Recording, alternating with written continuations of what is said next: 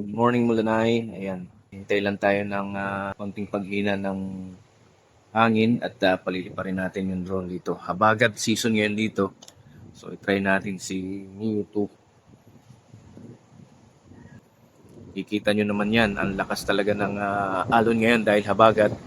Try lang nating isa o dalawang pasada para makakuha tayo ng magandang video footage. Ay dito tayo magsisimula sa bandang natin, kaliwa. Yan. Mula dyan, tapos iikot tayo paparito. Hanggang doon sa may dulo. Hintayin-hintayin ko lang na humina ang hangin.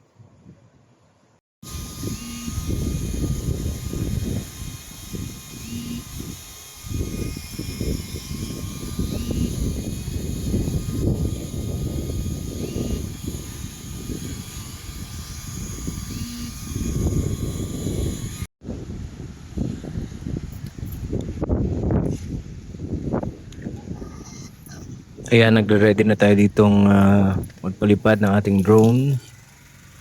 Sinet ko na. Ang ating battery ay nasa 75%.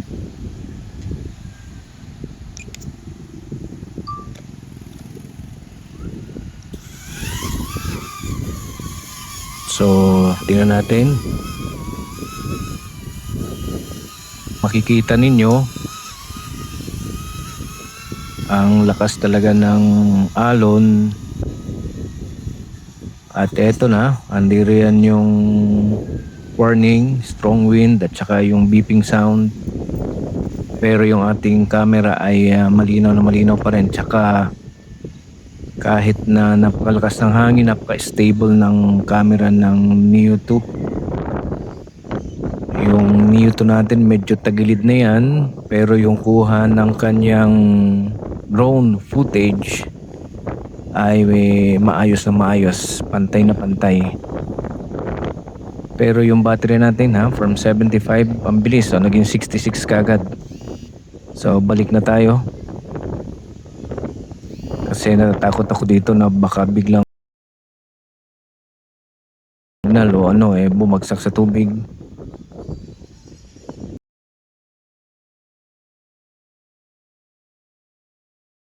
Pagpapalipad papunta doon sa may dulo ng pier, medyo humina ang pagbaba ng ating power, siguro dahil na iitulak tayo ng hangin o dahil may tailwind.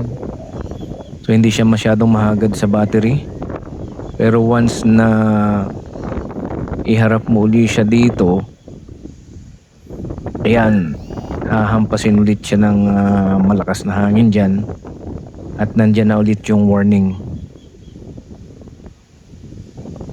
So from 75% ng ating battery, down na agad tayo sa 56. At nag-decide na akong baba na ang drone dahil talagang sobrang lakas ng hangin. Pero panoorin nyo yung ating video, naka-slow mo yun, para sa medyo cinematic and dramatic footage.